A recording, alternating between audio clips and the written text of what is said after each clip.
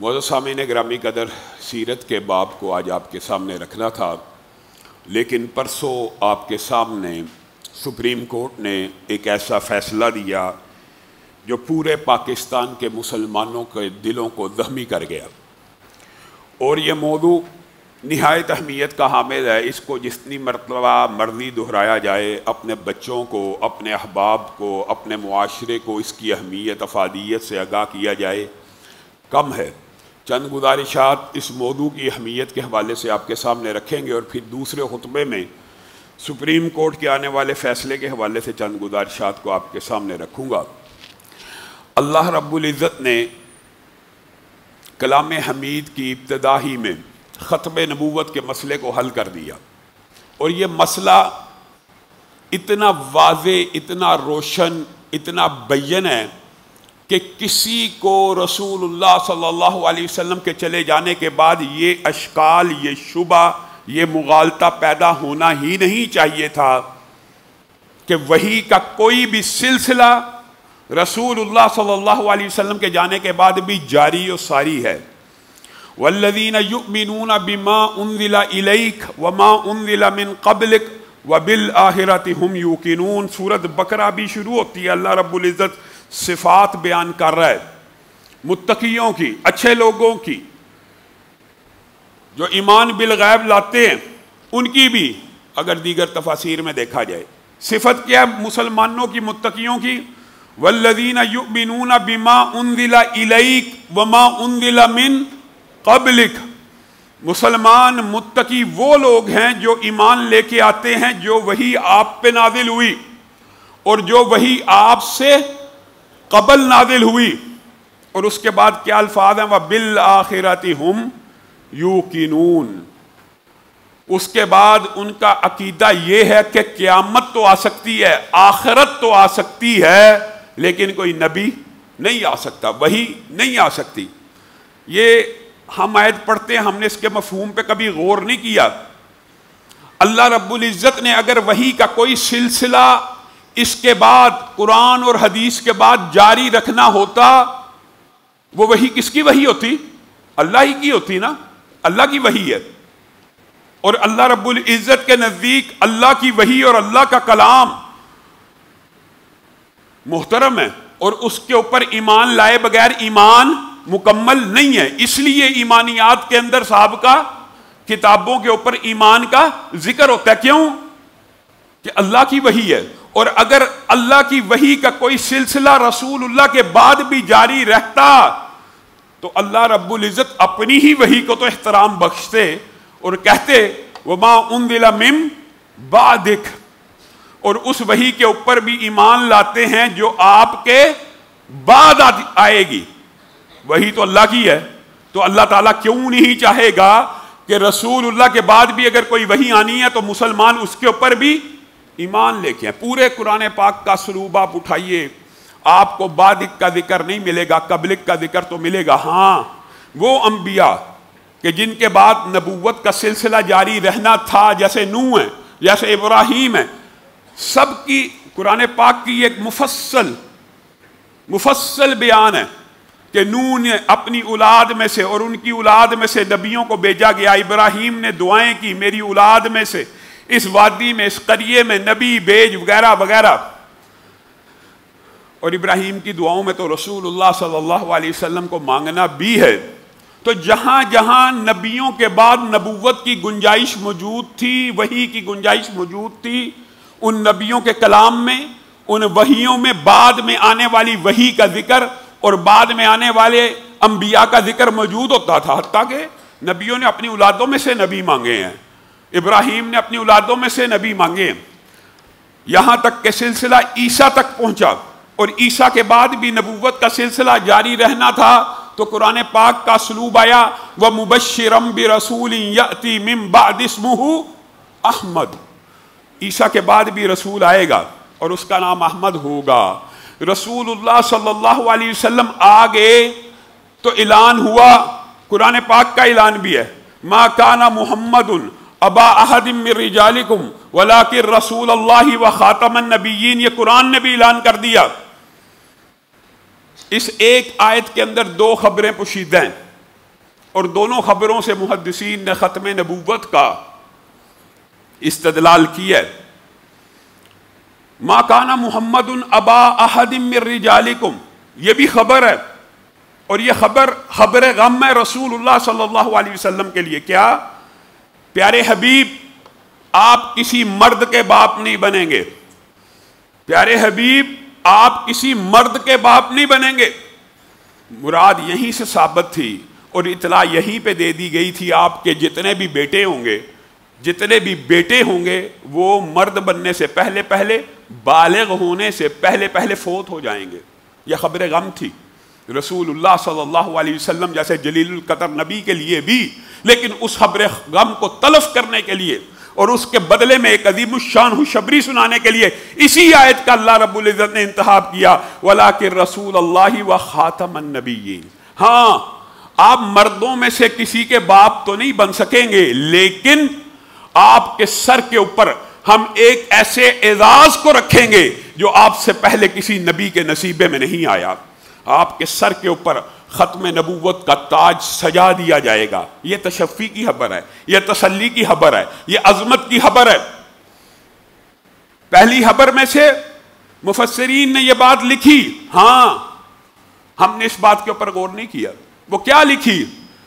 لکھا کہ رسول اللہ کے بیٹوں میں سے کسی کو مرد نہ بننے دینا بھی اللہ رب العزت کی تقدیر اور حکمت ہے، اور اس کی وجہ یہ ہے کہ نبوت کا کوئی بھی سلسلہ اگر جاری رہتا اور اگر نبی آنا ہوتا تو اللہ کی قسم رسول اللہ کے بیٹے نبی ہوتے۔ یہ صحیح سند سے صحابہ سے دیگر آثار میں بھی ثابت ہے کہ اگر رسول اللہ کا کوئی بیٹا بھی بلوغت میں پہنچتا تو نبوت اللہ رب العزت دیتا تو انہیں دیتا۔ تو اللہ رب العزت نے اس چیپٹر کو ویسے ہی تقدیر اور حکمت سے کلوز کر دیا کہ رسول اللہ کے کسی بیٹے کو مرد ہی نہ بننے دیا، بالغ نہ ہونے دیا، کہ کہیں کسی کے ذہن میں کوئی اشکال اور شبہ نہ پیدا ہو جائے اور ان کا ایمان ایسا نہ بن جائے۔ وہ تو رسول اللہ کے بیٹے ہوتے تو لوگوں کی عقیدت کا کیا اندازہ ہوتا۔ رسول اللہ کے داماد کے حوالے سے، حضرت علی کے حوالے سے ہمارے معاشرے میں ایک خاص طبقے کے کیا نظریات ہیں، آپ خود غور کر لیں۔ تو اگر رسول اللہ کے بیٹے ہوتے تو پھر کیا نظریات پنپتے؟ تو رسول اللہ صلی اللہ علیہ وسلم کو اللہ رب العزت نے اسی آیت میں کہہ دیا۔ ہاں یہاں پہ ایک بات سمجھنے کی ضرورت ہے کہ وحی کا جب کوئی سلسلہ، اور اس آیت کی ٹرانسلیشن بھی نبی کریم صلی اللہ علیہ وسلم نے خود کی ہے، انا خاتم النبیین، میں خاتم النبیین ہوں، میرے اوپر نبوت کے سلسلے ختم ہو گئے ہیں، اور اس انا خاتم النبیین کی تشریح بھی رسول اللہ نے خود کی ہے، اور اس کی تشریح یہ ہے لا نبی بعدی، میرے بعد کوئی نبی نہیں آئے گا۔ ایک ٹرانسلیشن مرزا غلام احمد قادیانی اور ختم نبوت کے منکر کرتے ہیں، ایک ٹرانسلیشن رسول اللہ صلی اللہ علیہ وسلم کرتے ہیں، اس کی طرف بعد میں جاتے ہیں۔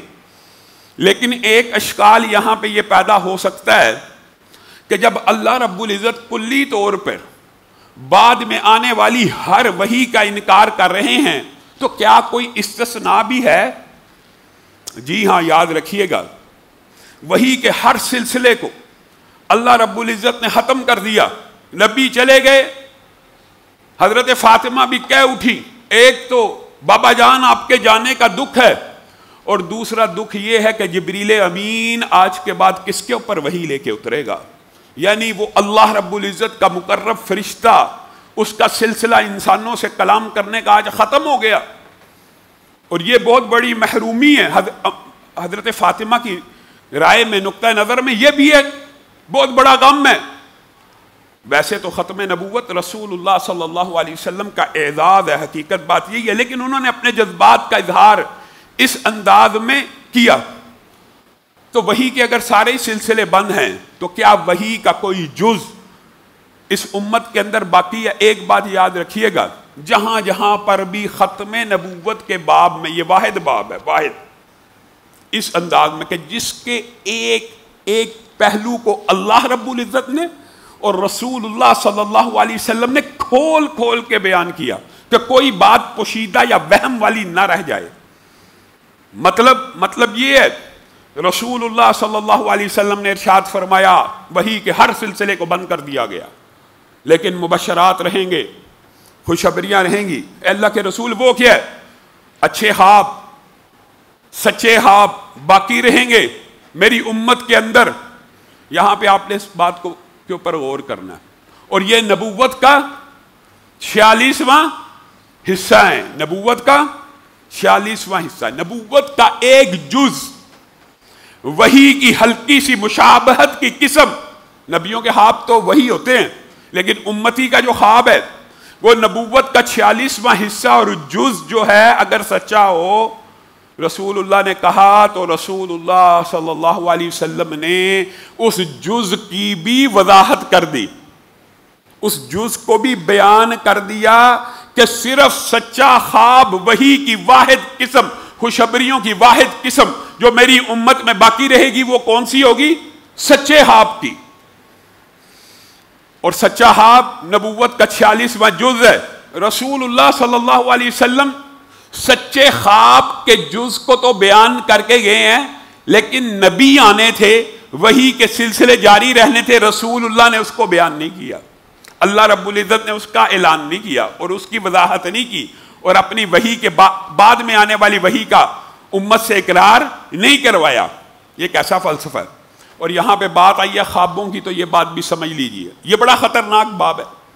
ایک بندہ آج خواب دیکھتا ہے اور وہ سمجھتا ہے یہ نبوت کا 46واں حصہ ہے، یہ بھی سمجھنے کی ضرورت ہے، اس کو بھی رسول اللہ صلی اللہ علیہ وسلم سمجھا کے گئے ہیں۔ تو وہ صبح اٹھ کے اعلان کرتا پھرے میرے پہ وحی آئی ہے، مجھے یہ خواب آیا ہے، تو کیا یہ اس کا طرز عمل درست ہوگا؟ نہیں۔ علماء جانتے ہیں، طالب علم جانتے ہیں، لیکن عام عوام کے لیے کسی بھی شخص کا خواب حجت اور دلیل نہیں ہے، لیکن اس کو کوئی خواب آئے تو رسول اللہ صلی اللہ علیہ وسلم کی حدیث سے یہ بات ثابت ہے، وہ انالیسس کرے اس کا خواب پورا ہوتا ہے یا نہیں ہوتا۔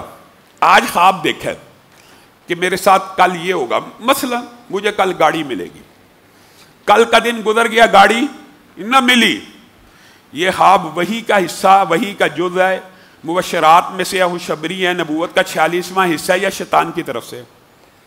بتائیے۔ ہاں جی، کیوں؟ رسول اللہ صلی اللہ علیہ وسلم نے کہا مبشرات، خوشخبریوں کی اس جز کی صرف ایک نشانی ہوگی، اگر وہ نشانی پوری ہو جائے تو سمجھ لینا خواب اللہ نے دکھایا ہے، اگر وہ نشانی پوری نہ ہو تو سمجھ لینا خواب شیطان کی طرف سے ہے۔ کیا نشانی ہے؟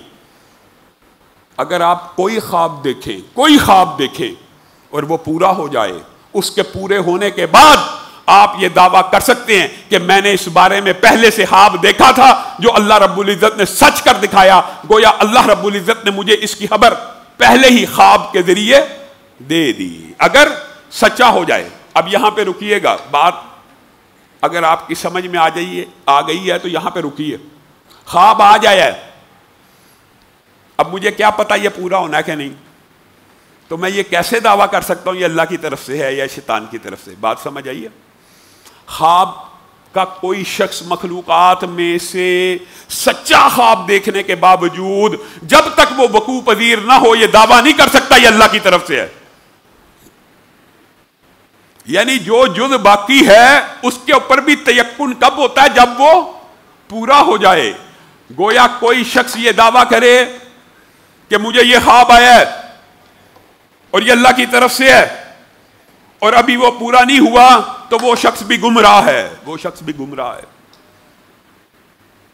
یعنی اس جز کے 46ویں حصے کے اندر بھی وضاحتیں موجود ہیں، تو پوری جو نبوت آنی ہے اس کے بارے میں وضاحتیں موجود نہیں، حتیٰ کہ رسول اللہ صلی اللہ علیہ وسلم نے اس جز کے بارے میں بھی اتنی احتیاط کا حکم دیا، کہا کسی نے، اور اس کی تنبیہات بہت زیادہ، کسی نے جو خواب دیکھا نہیں اور وہ خواب سنایا تو اس کے بارے میں یہ وعیدیں، بتائیے۔ تو کوئی شخص اٹھتا ہے جی یہ مجھے اللہ کی طرف سے خواب آیا ہے اور یہ حجت قطعی ہے، یہ گمان باطل ہے، فاسد ہے، گمراہی ہے، اور یہ ہم تو خواب کے بارے میں کہہ رہے ہیں۔ یہاں پہ ایسے لوگ موجود ہیں جو کہتے ہیں جاگتے ہوئے بھی میں نے دیکھا ہے، جاگتے ہوئے بھی فرشتے آتے ہیں، جاگتے بھی فرشتے آئے تھے، مجھے غار حرا میں لے گئے، فلاں فلاں، یہ واقعات صوفیاء کے ہاں ہمارے ہاں ابھی بھی موجود ہے۔ حتیٰ کہ رسول اللہ صلی اللہ علیہ وسلم نے تو یہاں تک کہہ دیا کہ میری امت میں اگر کوئی محدث ہوتا تو کون ہوتا؟ عمر ہوتا۔ اس حدیث کی 2 ٹرانسلیشنیں محدثین نے کی ہیں۔ ایک نے کہا یہ حضرت عمر کا اعزاز اور شان ہے کہ رسول اللہ نے فرمایا ہر امت میں ایک محدث ہوتا ہے، محدث نہیں محدث، کہ جس کی زبان سے صرف حق جاری ہوتا ہے۔ تو اللہ رب العزت نے نبی کریم صلی اللہ علیہ وسلم کی زبان مبارک سے یہ اعزاز بخشا تو حضرت عمر کو بخشا کہ امت میں اگر کوئی محدث ہے تو کون ہے؟ امت میں اگر کوئی محدث ہے تو کون ہے؟ عمر ہے۔ اور بعض محدثین نے اس کے نیچے ایک استدلال کیا، کہا یہاں پہ اگر کا لفظ ہے، اس سے مراد یہ ہے کہ امت میں اگر کوئی محدث ہوتا تو عمر ہوتا، گویا امت میں محدث بھی موجود نہیں ہے، تو جا کے کوئی نبی موجود ہو۔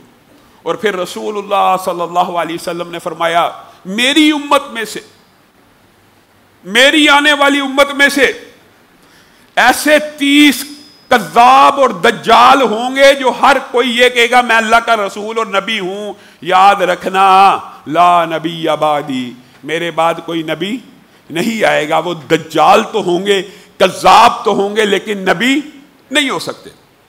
انا خاتم النبیین، رسول اللہ نے اس آیت کی ٹرانسلیشن کی جو قرآن پاک کی آیت ہے، اس کی ٹرانسلیشن یہ ہے کہ میں خاتم النبیین ہوں، لا نبی بعدی، میرے بعد کوئی نبی نہیں آئے گا۔ ایک ٹرانسلیشن مرزا غلام احمد قادیانی کرتا ہے اس آیت کی، ولیکن رسول اللہ و خاتم النبیین کی وہ ٹرانسلیشن یہ کرتا ہے کہ اس سے مراد لا نبی بعدی نہیں ہے، اس سے مراد خاتم سے مراد مہر ہے، اور مہر بھی ایسی کہ نبی تراش مہر ہے۔ خاتم النبیین کی ٹرانسلیشن اس نے اردو میں یہ کی ہے کہ رسول اللہ صلی اللہ علیہ وسلم ایک ایسی مہر ہے جو نبی تراشتے، مطلب جس کے اوپر لگا دیں وہ نبی بن جاتا ہے۔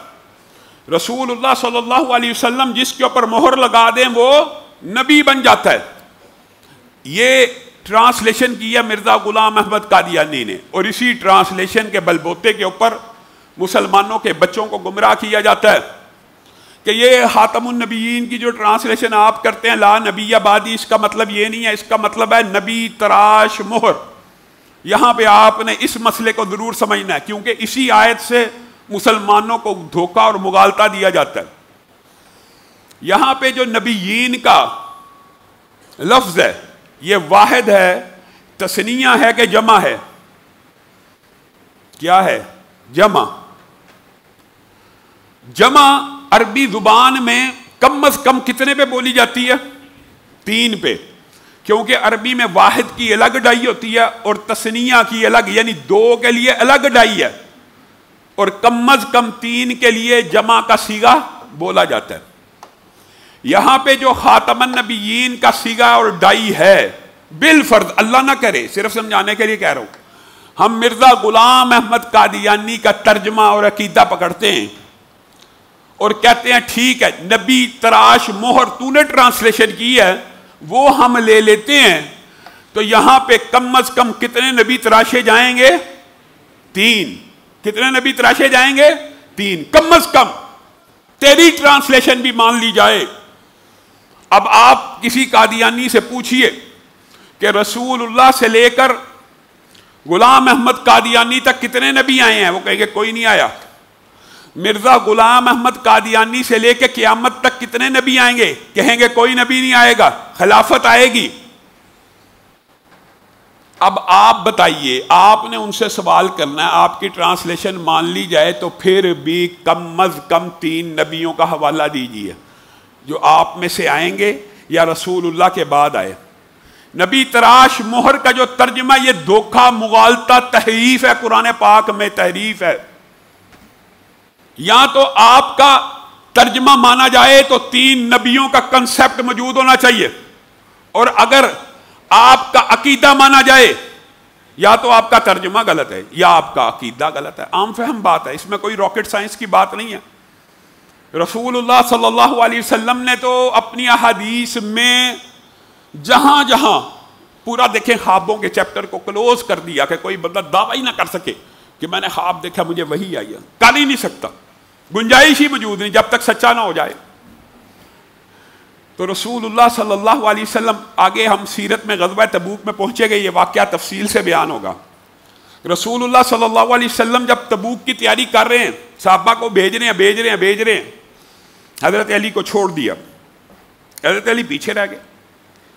اب وہاں پہ مدینہ کے اندر لوگوں نے باتیں بنانا شروع کی، جتنے کمزور لوگ ہیں اللہ معاف کرے، جتنے پست ہمت لوگ ہیں اللہ معاف کرے، جتنے بزدل لوگ ہیں وہ پیچھے رہ گئے۔ حضرت علی جیسا دلیر، شجاع، قوی اور شمع رسالت کا عظیم پروانہ، ان کے دل کو چوٹ لگی، یہ باتیں سن رہے ہیں لوگوں کی، بھاگتے ہوئے رسول اللہ کے لشکر تک جا پہنچے۔ اے اللہ کے رسول، یہ کیا باتیں ہو رہی ہیں؟ کیا میں دلیر نہیں؟ کیا میں شجاع نہیں؟ آپ مجھے پیچھے چھوڑ کے کیوں جا رہے ہیں؟ حکمت کیا ہے؟ آپ مجھے پیچھے چھوڑ کے جا رہے ہیں، میں جنگ لڑنا چاہتا ہوں، میں جہاد فی سبیل اللہ کرنا چاہتا ہوں۔ تو رسول اللہ صلی اللہ علیہ وسلم نے ارشاد فرمایا، اما ترضا ان تکون منی بمنزلۃ ہارون من موسیٰ، اے علی آپ ان لوگوں کی باتوں میں پریشان نہ ہوں، میں آپ کو ایک اعزاز بخشتا ہوں، میں آپ کو ایک ٹائٹل دیتا ہوں، میں آپ کے اوپر ایک انعام کرتا ہوں۔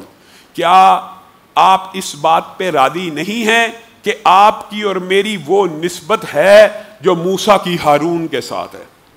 یہ کتنا بڑا اعزاز ہے، یہ کتنا بڑا ٹائٹل ہے۔ لیکن دیکھیے رسول اللہ صلی اللہ علیہ وسلم اس باب میں کس قدر سینسٹیو اور حساس نوعیت کے مسئلے میں کیسے کیسے وضاحت کر رہے ہیں۔ اللہ انہ لا نبی بعدی، اے علی آپ کی میری نسبت تو موسیٰ اور ہارون کی ہے، لیکن ایک بات یاد رکھیے گا، ساتھ ہی وضاحت کر رہے ہیں کہ موسیٰ بھی نبی تھے اور ہارون بھی نبی تھے۔ اے علی آپ ایک بات یاد رکھیے گا، میرے بعد نبی کوئی نہیں آئے گا۔ آپ کی میری نسبت تو موسیٰ اور ہارون کی ہے، لیکن یاد رکھیے گا میرے بعد نبی کوئی نہیں آئے گا۔ یعنی رسول اللہ صلی اللہ علیہ وسلم نے ایک ایک باب کو اور وضاحت کیسے کی، کتنی خوبصورت یہ حدیث ہے۔ ان مثلی ومثل الانبیاء من قبلی کمثل رجل بنا بیتا فاجملہ واحسنہ، میری اور سابقہ انبیاء کی مثال ایسے ہے کہ ایک شخص نے ایک محل تعمیر کیا، قصر نبوت کی مثال دے رہے ہیں، اور اس کو سجایا، سنوارا، ڈیکوریشن کی، چار اطراف سے خوبصورت اور مزین کر دیا، آراستہ اور پیراستہ کر دیا، الا موضع لبنہ، ایک اینٹ کو چھوڑ دیا، ایک اینٹ کو چھوڑ دیا۔ لوگ آتے ہیں جاتے ہیں، دیکھتے ہیں پورا محل نبوت کا، ایک اینٹ خالی ہے۔ فجئت انا، پس میں آ گیا، واتممت تلک اللبنہ، اور وہ قصر نبوت کے محل کی جو خالی اینٹ تھی اس اینٹ کی جگہ مجھے فکس کر دیا گیا، قصر نبوت کا پورا محل، پورا کا پورا قصر نبوت مکمل ہو گیا۔ اب آپ مجھے بتائیے، کیا رسول اللہ صلی اللہ علیہ وسلم نے ایک اینٹ خالی کی بات کی ہے کہ دو کی ہے؟ دو کی ہے یا تین کی ہے؟ صرف ایک کی ہے۔ اسی طرح جب بھی کوئی نبوت کا دعویٰ کرے گا، وہ اس قصر نبوت میں سے ایک اینٹ کو نکال کے ہی خود کو فکس کرے گا، گویا انبیاء کی بھی توہین کرے گا۔ اور یہ بات بھی یاد رکھیے، سابقہ انبیاء اپنی اپنی قوموں کی طرف آئے، اپنے اپنے قبیلوں کی طرف آئے، اپنی اپنی زبان کے ساتھ آئے، ہر قوم ہر لسان کے اوپر نبی آیا، لیکن رسول اللہ صلی اللہ علیہ وسلم کو یہ اعزاز حاصل ہوا، صرف ختم نبوت کا اعزاز نہیں ہے، رسول اللہ کو ایک اور اعزاز بھی حاصل ہے۔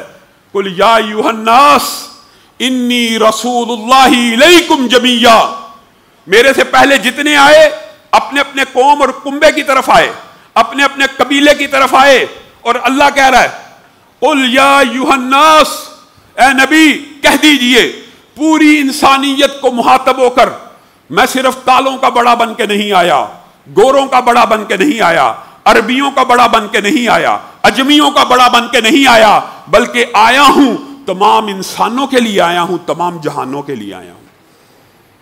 انی رسول اللہ علیکم جمیعا، پوری کی پوری انسانیت، اب قیامت تک، امریکہ کا ہو، یو کے کا ہو، برطانیہ کا ہو، آسٹریلیا کا ہو، کسی بھی خطے کا ہو، کسی بھی جہاں و مقام کا ہو، رسول اللہ اس کے لیے وما ارسلناک الا رحمۃ للعالمین وما ارسلناک الا کافۃ للناس بشیرا ونذیرا، جمیع انسانیت کے لیے، جمیع انسانیت کے لیے، جمیع انسانیت کے لیے رسول اللہ صلی اللہ علیہ وسلم نبی بن کے آئے ہیں۔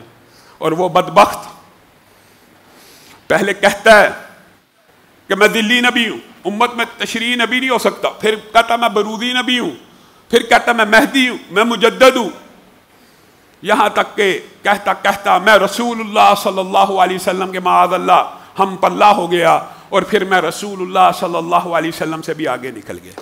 ایسا بدبخت شخص اس خطے میں نبوت کا دعویٰ کر چکا ہے، اور اس کے ماننے والوں کا عقیدہ کیا ہے؟ نعوذ باللہ، محمد پھر اتر آئے ہیں ہم میں اور پہلے سے بڑھ کے ہیں اپنی شان میں۔ محمد جس نے دیکھنے ہو اکمل، غلام احمد کو دیکھے قادیاں میں۔ لعنت ایسے عقیدے کے اوپر اور اس عقیدے کو پرموٹ کرنے والے لوگوں کے اوپر بھی۔ بدبخت گستاحی میں اس قدر آگے بڑھا، نہ کسی نبی کو چھوڑا۔ حضرت عیسیٰ کے بارے میں کہتا ہے وہ شرابی تھا، معاذ اللہ ایسا تھا۔ حضرت علی کے بارے میں کہتا ہے تم مردہ علی کے پیچھے بھاگتے ہو، میں زندہ علی تمہارے سامنے ہوں، اور کربلا میرے پاؤں کے برابر نہیں، 40 حسین میرے گریبان کے اندر، ابو بکر و عمر میرے جوتے کے تسمے باندھنے والے، معاذ اللہ ثم معاذ اللہ حضرت فاطمہ میرے سامنے برہنہ ہو گئی اور مجھے ہر چیز کو دکھا دیا۔ لعنت ایسے عقیدے کے اوپر اور ایسے شخص کو نبی ماننے والے کے اوپر۔ آپ چاہتے ہیں کہ مسلمان ان لوگوں کو قبول کر لیں اور ان لوگوں کو مسلمان مان لیں اور ان کو یہاں پہ سپیس دیں؟ انشاءاللہ دوسرے خطبے میں جسٹس قاضی فائز عیسیٰ نے یہ جو ردی اور بوگس فیصلہ کیا اس حوالے سے اپنی گزارشات کو آپ کے سامنے رکھیں گے۔ اللہ رب العزت جو کہا گیا جو سنا گیا اس کو سمجھنے کی توفیق عنایت فرمائے۔